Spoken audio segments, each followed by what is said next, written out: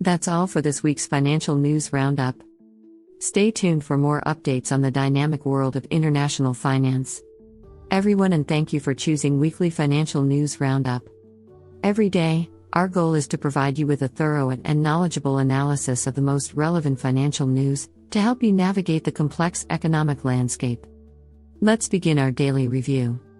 Weekly Financial News Roundup, September 3, 2023. U.S. stock market bounces back. After closing August in the red, U.S. stocks have rebounded this week. The S&P 500 surged by 2.5%, while the Nasdaq 100 saw even more substantial gains. Stock traders are shrugging off the highest financing costs of the last 2 decades. Companies, on the other hand, remain well positioned to cover interest expenses with their earnings. The ratio of interest expenses for S&P 500 companies to their pre-interest and tax earnings remains near historic lows. U.S. companies exceeded earnings estimates by 3% during the second quarter, with margins surpassing expectations in most sectors. Furthermore, expectations for the year have stabilized, and revisions have turned positive. Bond market evaluates short-term Treasury yields. In the bond market, investors are pondering whether short-term Treasury yields have reached their peak.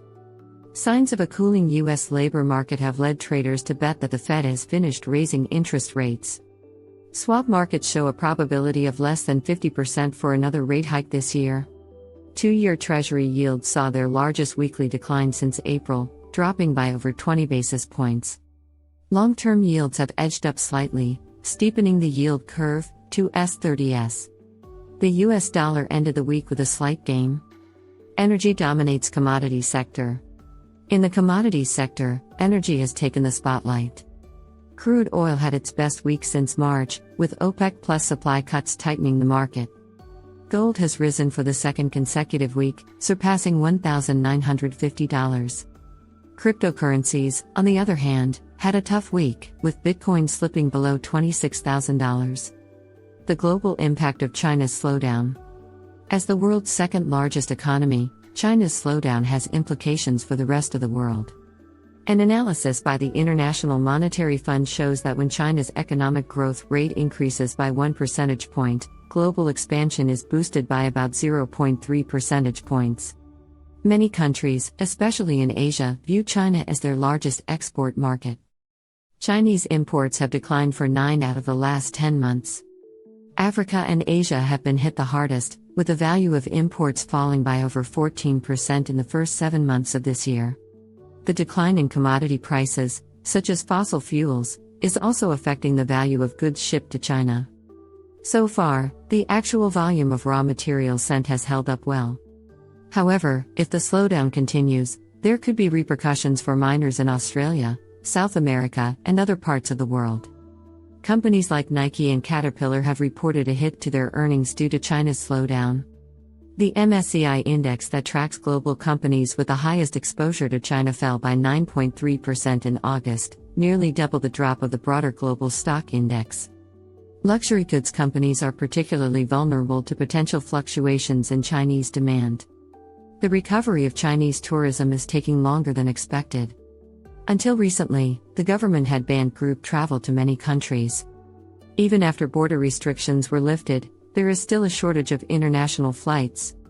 With declining incomes and a real estate slump, people are less willing or able to travel. This particularly affects tourism-dependent nations in Southeast Asia. The economic difficulties have caused the Chinese currency to fall by over 5% against the dollar this year. The yuan depreciation has a greater impact on its counterparts in Asia, Latin America, and the Central and Eastern European bloc. China's slowdown is not all negative. The country's producer prices have declined over the past 10 months, meaning the cost of goods shipped from China is decreasing. This is good news for countries dealing with high inflation. Wells Fargo economists estimate that a hard landing of the Chinese economy would reduce inflation in the United States by 0.7 percentage points to 1.4% in 2025. The price of Chinese goods in U.S. ports has decreased every month this year. The decline is likely to continue until factory prices return to positive territory. Before proceeding with our analysis, we would like to remind you that your support is very important to us. If you enjoy this video and find our content helpful and engaging, please consider giving it a thumbs up and subscribing to our channel. This helps us grow and provide you with even more quality content. Now, let's get back to the news on the financial markets and the latest updates. Can Germany shed its Sick Man of Europe label? The label of the Sick Man of Europe attached to Germany seems justified given the state of its economy, marked by disappointing economic data, persistent issues in the high energy-intensive industry, and a long list of structural problems. The German industry experienced its worst month in 6 months in June. Factory orders, a measure of future activity, barely increased in the second quarter. In August, business confidence in Germany took another hit. Contrary to cyclical factors like the impact of the ECB's tightening monetary policy, high inflation, and China's slowdown, Germany faces structural challenges such as energy transition, changes in the global economy, and a lack of investment in infrastructure, education, and digitalization. The current economic situation shares similarities with that of 20 years ago when Germany was first dubbed the Sick Man of Europe by The Economist, but there are also differences. 2 decades ago, Germany violated European fiscal rules, while today it boasts one of the Eurozone's strongest public finances, providing ample fiscal space for the country to react. In the early 2000s, record unemployment drove Germany to implement structural reforms, primarily focused on the labor market. The current low unemployment rate is positive for the economy but appears to have reduced the sense of urgency for politicians. What's worse is that there are currently other problems at play. Given the multiple challenges, finding and then agreeing on a political response will be more difficult than it was in the early 2000s. Another significant difference between the current situation and that of 20 years ago is the external environment. Back then, economic reforms coincided with a favorable macroeconomic context. EU enlargement allowed many German companies to outsource production to Eastern European countries with much lower wages. The rise of China on the global stage also brought an important trading partner. Finally, Germany actually benefited from the euro crisis, and the ECB's whatever-it-takes approach characterized by low interest rates and a weak euro. Today, China has become a competitor, and the ECB must fight inflation.